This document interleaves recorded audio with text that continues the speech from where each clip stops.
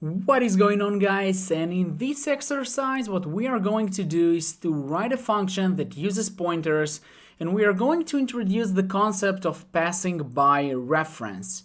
So let's start with a simple exercise, and first of all we are going to do it what we are going to do is to write a function that receives two numbers, num1 and num2, and all this function does is to return the maximum between them. So this function simply looks like this. You have the function name, which is findMax. The function is of an integer type because it returns an int, and it receives two numbers, num1 and num2. And inside of the function's body we have just one condition. We check out if num1 is greater than num2, and in this case we return num1, otherwise we return num2. So simply find out the maximum between two given numbers. And now if we are to write the main section for this exercise, it will look something like this. We will create the void main function. We will initialize two variables, int a and int b. Initialize a to be equal to 5, b equal to 7.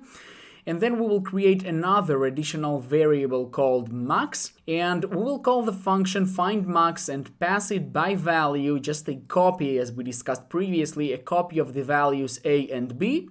And the findMax function will find out the maximum between 5 and 7 in this example, and return this value and store it inside of max variable. So here you can see max equals to findMax, and max variable after the function will return the maximum will hold the value of 7 in this example. So you can try to write and run this program on your own and see what will happen when you use this printf line that will represent that maximum between 5 and 7 will be equal to 7. So the percentage d, the last one, the third one, will be replaced with the max value. Alright, so I hope that's clear, nothing complicated so far. And now let's say that we wanted to write another function that all it has to do is to find the minimum between two given numbers. So basically it will look like this. We will have the name of the function, which is findMin. All the structure is pretty much the same as we used it in findMax here on the left, just that the return value, the result of the condition is just a little bit different. So if num1 is greater than num2, then as opposed to what we used in findMax, here we will return the minimum, the num2 in this example. And otherwise we will return num1. So very similar to the maximum function, the only thing that differs here is what we will conclude out of this condition, so whether we will return the maximum or the minimum between two given numbers. And now, once we have both of these functions, we can update the void main function to also support the search for the minimum. So we will just need to add another minimum variable, and we can call both for both of these functions, for findMax and for findMin, that once we call both of them, we have inside of this max variable and min variable, we have the associated values, which in this case it will be just that the minimum holds 5 and the maximum holds 7. And of course you can use printf lines to print the result. So the result that will be printed on the screen here is maximum between 5 and 7 equals to 7, and minimum between 5 and 7 equals to 5. And now what I want us to do is, instead of writing these two separate functions, findMin and findMax, I want us to unify them into just one function that will be able to find both the maximum and the minimum. But the main question here is how we can do it. Let's say we just created our unified function and we called it like findMinMax. And this function basically will look like this. It will have the function name, findMinMax, and it will receive two numbers. We will create also two additional variables, min and max, to hold the minimum and the maximum. And then we will use some condition to see if num1 is greater than num2. Then we know that in this case minimum equals to num2 and maximum equals to num1. Otherwise, minimum equals to num1 and maximum equals to num2. Nothing complicated so far. And once we found out what is the minimum and the maximum, we will simply return minimum and return maximum. And at first glance, everything seems to be great. It seems that the function finds out the minimum and the maximum and returns both of them just like we wanted. But the problem here is that we cannot return more than one thing in C language. You remember we've said that a function may return only up to one value, and here we actually try to return two things, the minimum and the maximum. And that's basically something we cannot do in C. While maybe some other programming languages, for example in Python, you can do it without any problem, in C that is not the case. You can't do it. But it's still possible. Basically, let's just talk about and explain exactly what we want to do. What we want is simply when we call this function, when we call it just once, both of the variables minimum and maximum in the main function, okay, they will receive their associated values based on the result of the minimum and maximum condition, of course. So think of it this way, you have in the main function, let's say a and b initialized to 5 and 7 like we had here, and also you have two variables, minimum and maximum. And once you call this special function that we are going to develop right now, then both of the variables minimum and maximum, which previously were not even initialized, both of them will contain the value that they should have. So in this case, minimum will contain 5 and maximum will contain 7. And we cannot do it with a simple return because we've seen that we cannot return more than just one value.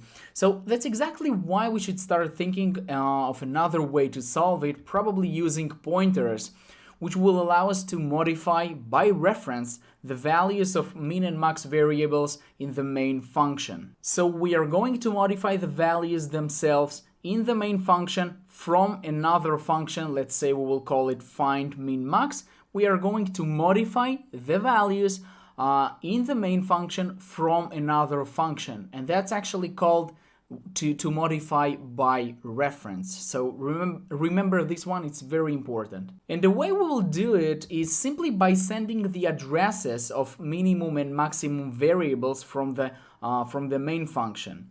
And then in the find min max function, okay, this is our second function, we will get these addresses and point to them using pointers just like we've seen previously. So basically it will look like this, okay? We will send the addresses of max and min, and these addresses will be stored, okay, will be received in the function, okay? Suppose that you have your function called find min max on the right, and it has two parameters, pmin, pointer to min, and pmax, which is a pointer to max. And these two variables, pmin and pmax, has the addresses of the variables minimum and maximum accordingly.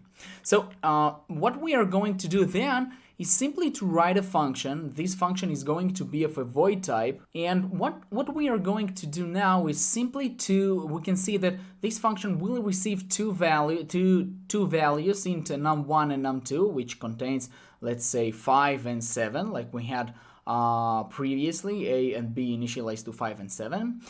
So the first two parameters are just the values, and the next two parameters, which are pmax and pmin, they are of a pointer type, right? You can see that both of them are pointers to integers. So at this point, you know that you sent to these third and fourth variables, let's say the fourth and the third and fourth parameters, pmax and pmin, know how to access the variables min and max on the main function. And now the structure is going to be the same. This function basically does not return anything, because that's why you will not see a return statement.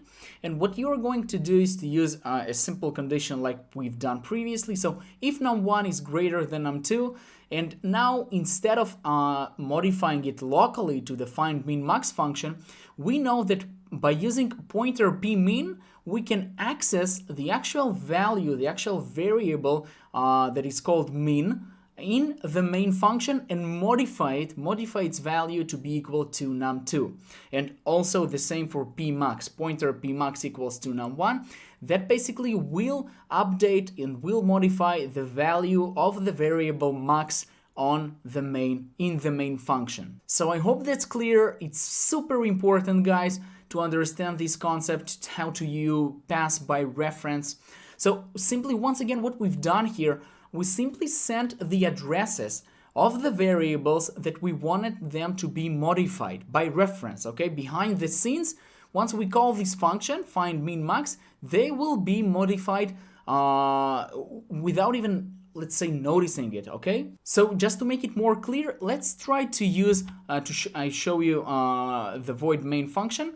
So we initialize two variables, 5 and 7, int a equals to 5, b equals to 7, and we also we declare two another variables, max and min. And at this point, min and max do not contain anything at all. They simply just variables. Then we are going to call the find min max function, okay? And the two first values that we pass is just by value. We just sent 5 and 7, and these 5 and 7 from the main function are going to be stored, to be passed to num1 and num2 in the find min max function. That's it. And then the third and the fourth values that we are going to send are basically the addresses of these variables, right? We have the ampersand, so we send the address of variable max and the address of variable min. And who catches these addresses? Simply pmax and pmin, which will point to the variables max and min here in the main function. And then once this function is over, once this third line in the void main function is complete, you can print the values, so you can print the maximum and the minimum, and both of these variables will be updated behind the scenes by reference. So I hope that's clear to you. And what is the difference between passing by value and passing by reference? It's super crucial for you to understand it right now, because in the more advanced courses, this whole structure of working with by reference, let's say, is very important. You will see it a lot, and it's actually the core for much more for a lot of courses in a lot of fields. So you better know it and you better practice it a little bit. I will leave you additional exercise, probably a milestone to practice this topic. And basically I can say that this is it for this video. Let me know if you have any questions, and definitely take a break after this lesson, and maybe when you're fresh, go over the material once again or twice again. So thank you guys for watching, and I wish you a great day.